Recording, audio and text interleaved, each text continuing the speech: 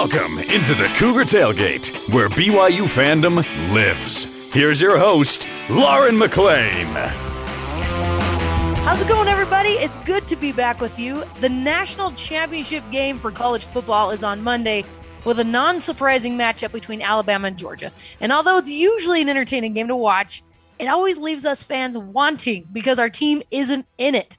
What will it take for BYU to win another national championship? We'll have that discussion later. Plus, men's basketball plays St. Mary's tonight in a tough conference matchup. The Gaels' Assistant Athletics Director for Communications, Brian Brownfield, joins me to discuss his thoughts on the game, the conference as a whole, and what sets St. Mary's and their fans apart. But first, here with me now is the man on a mission to convert everyone on planet Earth into a BYU fan, Jason Shepard. What's up, Shep? Hi, Lauren. How are you? I'm good. How's that mission going to convert everyone to a BYU fan? Look, one person at a time. It's all you can do. Eventually, it may take a while. I don't know if it's going to happen during my lifetime, but I like to begin the work. Somebody else can then take it from out of my hands and just keep it going. Like a race, the baton to the next person, and you just keep the race going. That's the way I look at it. Or you plant the seed. You just You're plant the seed planter. Yes. Yeah. Yes. We're looking for those golden converts. Oh, my gosh. All right. As mentioned before, the national championship game is on Monday between Georgia and Alabama.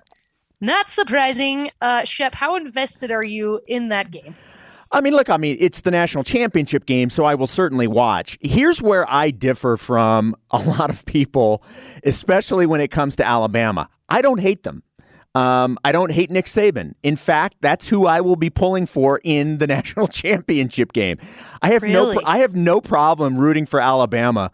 They're always the best team, and it's the reason I don't have, and I don't quite know exactly why I don't have a problem with them, but it's the same reason I don't have a problem with the Yankees.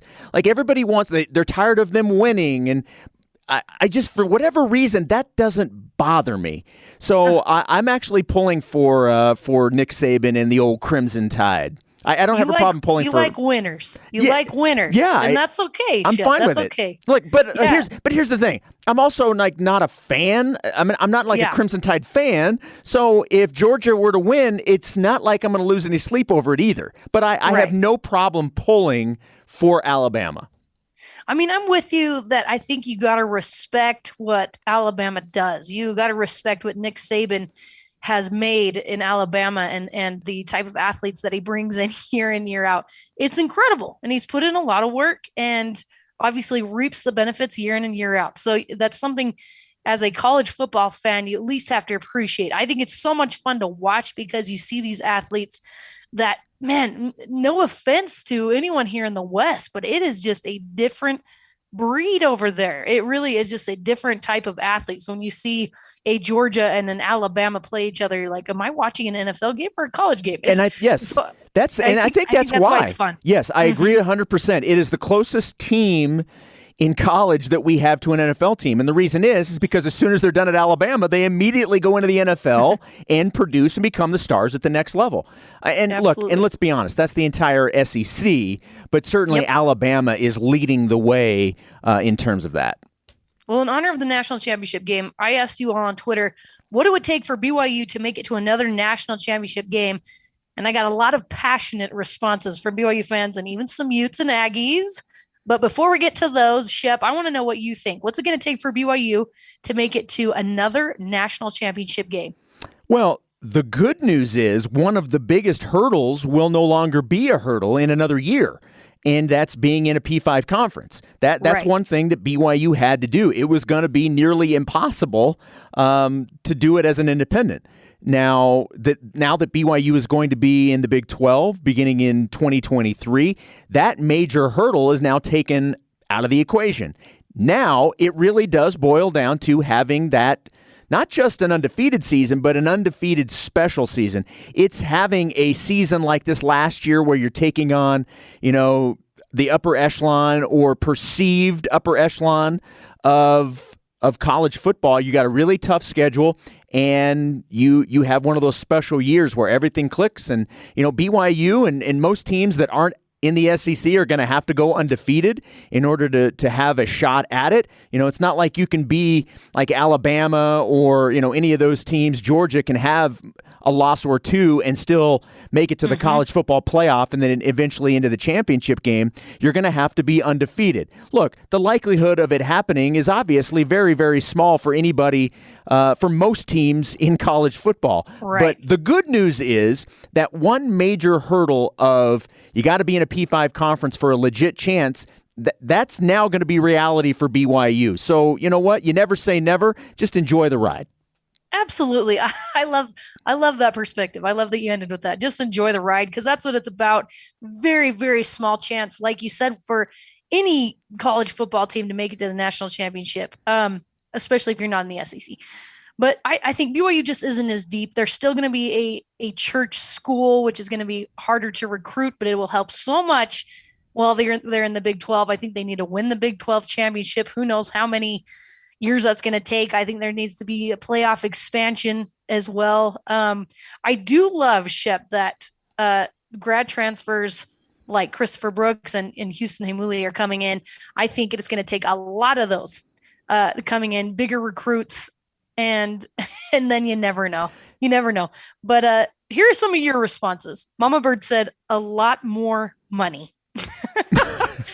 I actually agree with that. I think that's true. Rusty said a doable first step is Big 12 championship, which is a reality in the next few years. And we must have a dynamic runner like Algier to complement the passing game and healthy linebackers, which would have put us in the top 10 this year. And then some Cinderella wins in the playoffs.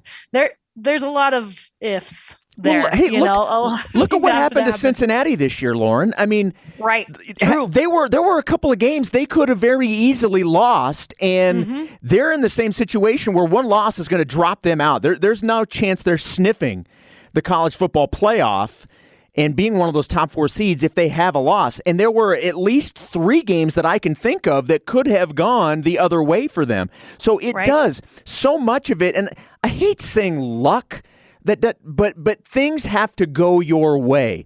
And so many times when you look back on championship teams, like even in the NFL, look, I'm a Kansas City Chiefs fan. When we won the Super Bowl it's technically we won it in the year of 2020. It was for the 2019 season. You look back on so many games that if they go just one play goes a different direction, you're not even in that situation. And so many things have to go your way. And so you have to have some of that magic dust, that just gets thrown on you that year in order to be put in there, unless you're Alabama or Georgia or some of these schools that their 4th string guys are still 5-star recruits. You know what I mean? Where Which can is we just find crazy. some of that magic dust? But it is interesting that it can seem so far out of reach, but also so close at the same time, especially when you mentioned Cincinnati. I totally agree. It does take a lot of luck. Sean O'Connell said, wait, I don't know if Sean O'Connell? The like Sean OC? O'Connell. Yep. Okay. The OC, UFC fighter, former Ute, and now hosts his radio show. He is a wonderful individual, by the way. I really love him. Anyway, he tweeted at me and he said, the southeastern United States falling into the ocean. That's what it would take to BYU to win a national championship again. So basically the SEC. Yeah. And let's be honest, that's not just BYU's chances. That's most everybody else in college sports. No, absolutely. You notice he didn't say anything about the West. So it's the southeastern United States. But I love that response. David Seymour said, the big roadblock to such for BYU is not being in a league named SEC or Big Ten. Even at some point, Ute fans must consider even their almighty Pac-12 can't do it either.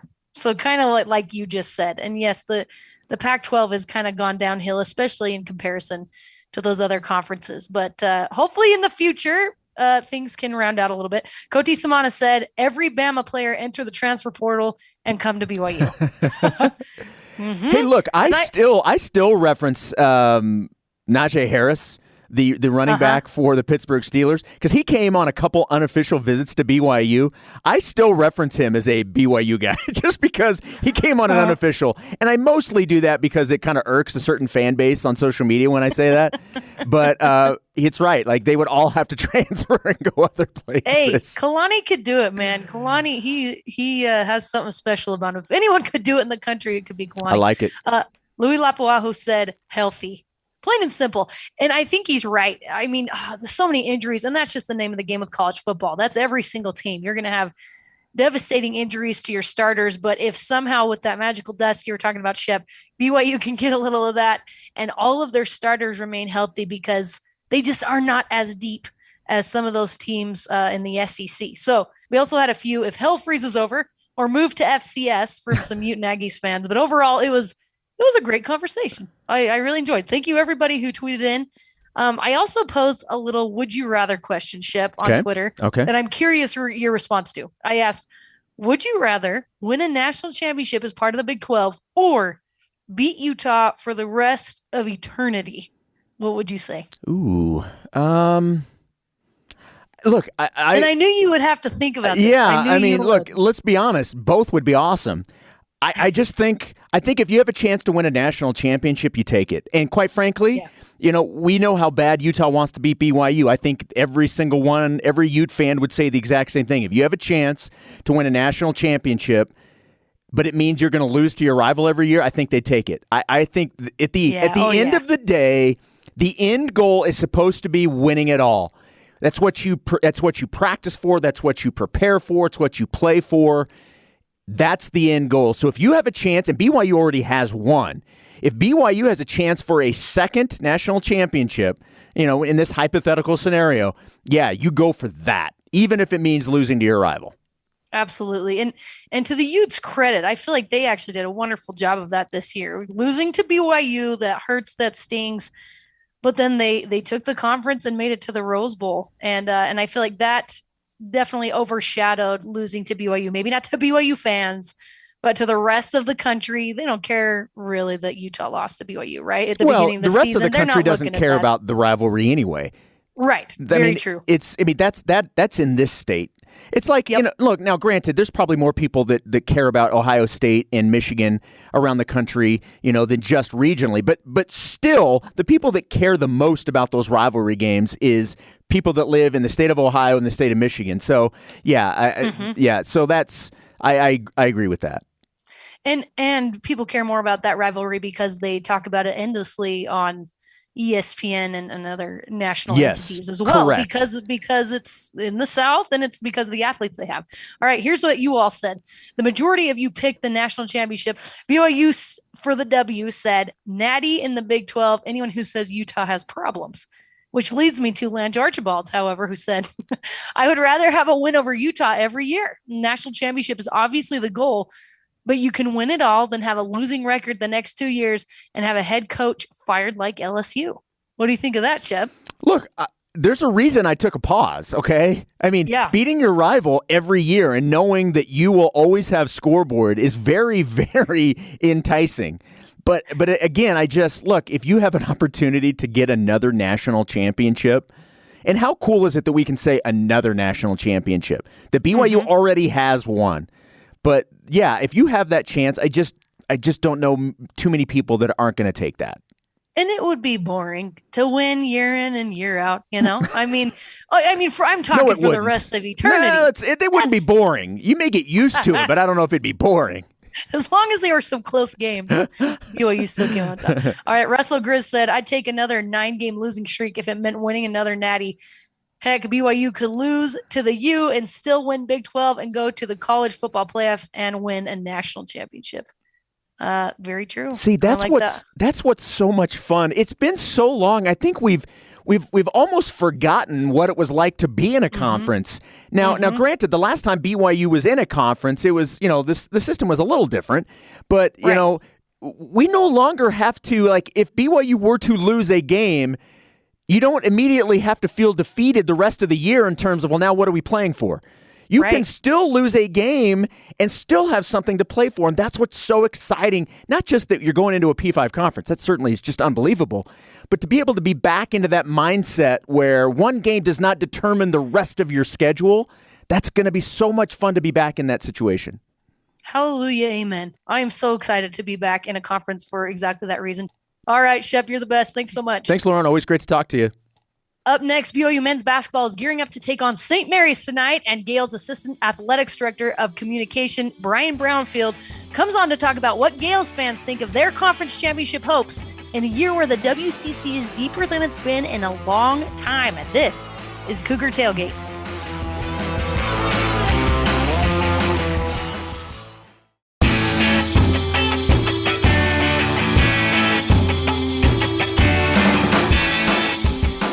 Welcome back to Cougar Tailgate. I'm Lauren McClain. Conference hoops started this week after some postponements due to COVID, so tonight's matchup between BYU and St. Mary's is even more anticipated than normal. It's a game that almost always keeps you on the edge of your seat until the very end, and Gaels Assistant Athletics Director for Communication, Brian Brownfield, joins me now to chat about how St. Mary's is navigating this unique season. Thanks for coming on with me, Brian. No problem, Lauren. Thanks for having me on the show. Yeah, I have to ask you, you have a phenomenal pirate mustache in your bio picture. Is that current? Do you still have that? You would probably be disappointed to learn that my face is completely shaved right now. I have no facial hair at the moment. Keeping that handlebar mustache is actually a little bit difficult with the mask requirements out here in California. So, yes. Yeah, it's a little bit of that was more just for show, I would say, just to get it up on the website, show everyone, hey, look what I can do. But no, at this moment, we are completely shaved. We're starting over for the new year. Look at this phenomenal piece of facial hair that I can accomplish. No, and it's going to be up there for years to come. I'm proud of you. All right, along with media relations, I saw you did some broadcasting at Menlo College. Is that something you're able to do at St. Mary's as well? Yes, it is. And I'm going to throw a little jab at you guys. I was actually on the call of the 2020 WCC tournament game that Jordan Ford hit the dagger against you guys with 1.4 seconds left to go to the championship game. I was on the call of that game for St. Mary's Radio. We remember that all too well. Did you have a lot of screams and yells when that happened?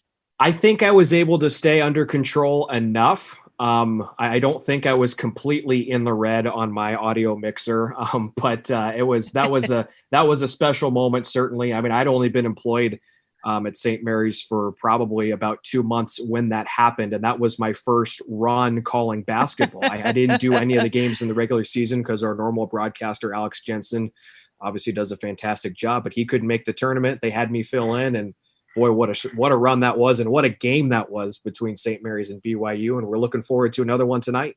Absolutely. What a good start for you. St. Mary's had their first 2 conference games postponed due to COVID, and I know those postponements have been disappointing for BYU, and I'm sure for every team. What's it been like on your end with the Gaels? It's been disappointing for us as well. I think, we really wanted to see how St. Mary's was going to play against those first 2 teams. I mean, talk about the anticipation of St. Mary's and San Francisco. I mean, the Dons, now a 2-loss team after their loss to Loyola Chicago earlier this week. But, those 2 programs at the time, a 1-loss program and a 3-loss program going head-to-head in the conference opener, that had a lot of appeal here in the Bay Area. And then Santa Clara, that's another tough one for us as well, because they've beaten us at our place 2 years in a row now. So, there was a lot on the line in those first 2 games, and they were going to be a very good litmus test for where we stood going into the rest of conference play and going into the BYU game. But, it's not too bad to have BYU as your WCC opener. You're going to know right away where you stand against the rest of the competition. All right. You mentioned some of the other teams in the conference. The WCC is very deep this season, which is exciting, but also presents more of a challenge to make it to the top. So how do the Gaels view the fact that it's going to be more difficult than in previous seasons to make a deep run in the WCC tournament? We love that it's as deep as it is this season, because as we've been seeing nationally, now we have 4 teams projected to reach the NCAA tournament at the end of the year. Every team that is improved in our conference is just helping everybody else from top to bottom in in achieving that kind of national prestige that we want the West Coast Conference to be. We're one of the top tier basketball programs, or basketball conferences, I should say, right now in the country, if you look at how our teams are performing. And so while it's definitely a challenge for us here at St. Mary's, knowing that everybody else is getting closer to our level, we also feel like with what we've been able to do this year and the teams that we've been able to beat going to the Maui Invitational, we certainly feel like we've elevated our game as well, and we're looking forward to the challenges. Absolutely. I love that you said it elevates your game as well. I feel like that's one of the benefits of it is it prepares each team, even the top tier teams that are usually Gonzaga, St. Mary's, BYU, for the NCAA tournament to be even more prepared. Randy Bennett always puts together a strong team year in and year out. From what you've seen so far this season, what makes this team unique? Well, it certainly is unique in the sense that we have every player back from last year. We're one of two teams in the entire country. I think Delaware is the only other team that brought back every single minute played from the 2020-21 season. So we're certainly unique in that fact. Everyone knows each other. They've all played together for at least one full season. So that certainly gives us an edge. But what makes us unique in this era of teams just stepping back and shooting threes and scoring 100 points a game, we love grinding it down. We love playing defense. We love winning those 60-58 kind of ball games. Randy Bennett is very big on defense. And while we certainly do shoot a lot of three-pointers, we're very selective with that. We use up basically all 30 seconds off the shot clock, and we make it as defensive of a battle as we can. We like winning those ugly kind of games. And I think that gives us an advantage when you look at some of the other top programs, not just around the WCC, but in the NCAA, because a lot of teams are built on offense. And we certainly have guys who are capable of scoring the basketball, but we have 1 through 5 on our lineup. We have a ton of elite defenders, and that's a huge advantage for us. I've always had so much respect for St. Mary's and love watching them play because, kind of like you said, everything's very methodical. It just is. It's just very good team play. It's just clean and so much fun to watch. If you had to pick one player that we should watch for, who's it going to be? In this game, I think you'd have to look for Logan Johnson. He got off to a little bit of a slow start this year. He was our lone all preseason WCC selection after being named second team all WCC last year, but he's really started to elevate his game. You know, the last game we had right before our shutdown at the turn of the new year, he scored 26 points against Yale, and I guess still is the reigning WCC player of the week based off of that performance. He's starting to find his stride. And if Logan Johnson can take over a game and, drive and then kick out as he's so well known for, that's just another layer to our offense that I think will help us get to that 60-point range a little bit more frequently. And when we score 60, we don't lose. So I think that's a big key for us, is getting Logan Johnson going. And he certainly comes into this game against BYU as a hot player. You've been with the Gaels a handful of years now, so you've probably gotten to know Randy Bennett pretty well. He's actually a very funny guy. I've been able to interview him a couple of times. What is your favorite thing about Randy Bennett that you've learned since you've been there? Well, I've only been with the men's basketball team for about 4 months now. Okay. I was working with the women's program the last 2 years, so I don't actually have as deep of a knowledge of some of those funny Randy-isms as a lot of other people do. But you know what? He's one of those guys who you'll hear a lot of people, they'll talk about him and they'll say that he's kind of maybe an intimidating presence. It's just because, he's been here for 21 years and he's had all the success and he's almost at 500 wins as the Gaels head coach. And he's this, he's the big man on the campus at St. Mary's. But when you get right down to it and you have a conversation with the guy, like you said, he's funny. He's down to earth. He's great to converse with, talk basketball with. And these first couple months of working with the men's basketball program specifically have been very enjoyable, in part thanks to my interactions with Coach Bennett. So cool. I love it. So you mentioned before that St. Mary's is excited to come to Provo and play BYU. What do the Gaels think about coming and playing BYU and just that matchup in general? It's an awesome experience anytime one of our teams get to go to Provo to take on BYU. The atmosphere inside the Marriott Center is honestly second to none, not just in the conference, but in the NCAA. The fan atmosphere there is electric. And I think we appreciate the opportunity to get to do that. You know, when we're here at home, we love playing inside University Credit Union Pavilion, and it gets loud when it's sold out, as it will be when you guys come to our place later on in February. But, you know, there's something about playing in front of a packed arena that's going to have like 18,000 people. That energy is just completely different. And so we certainly embrace the opportunity for that. We love the challenges of having to play in front of a hostile environment like that. And like I had said earlier, I think that is something that just only serves as a way to elevate our game, forces us to step up in situations and hope that we're able to deliver. Absolutely. The Marriott Center is definitely a unique place to play, but I'm glad you mentioned St. Mary's fans, because I want to know, what would you say is your favorite tradition that you've seen or been a part of in Moraga? You know, we have a lot of really good ones here in Moraga, and in particular at University Credit Union Pavilion. I think one of the ones that our director of marketing, Joe Alvarez, has been really big on is he loves the playing of Sweet Caroline.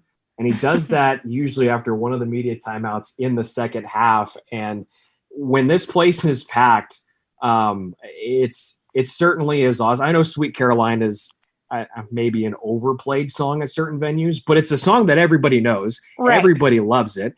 And you can basically just cut out the words, the lyrics, and everyone else will just sing along and they'll take over. And that certainly is special. Another one that actually is unique, specific to our men's basketball program, is our public address announcer, Stephen Oldfather. Whenever a 3-pointer is made by one of our Australian players, he'll say, you know, 3 points, Alex Dukas. And then he'll yell, Aussie, Aussie, Aussie. And then all the fans go, oi, oi, oi. And that, I mean, when it gets packed in there, again, it's only 3,500 people, but it makes your ears ring out. And it's so cool to be a part of that when we're knocking down threes. So much fun, and so much fun for those players, I'm sure. Gaels Assistant Athletics Director of Communication, Brian Brownfield, thank you so much for coming on with me and taking the time. No problem. It's been great, Lauren, and best of luck tonight. It's going to be a fun one. And that does it for us today. Thanks again to Brian Brownfield and Jason Shepard for coming on the show with me. You can join the Cougar Tailgate virtually, of course, every Saturday at noon Mountain Time, or download, rate, and review our podcast on Apple, TuneIn, Stitcher, Spotify, or on BYUradio.org. This is Cougar Tailgate.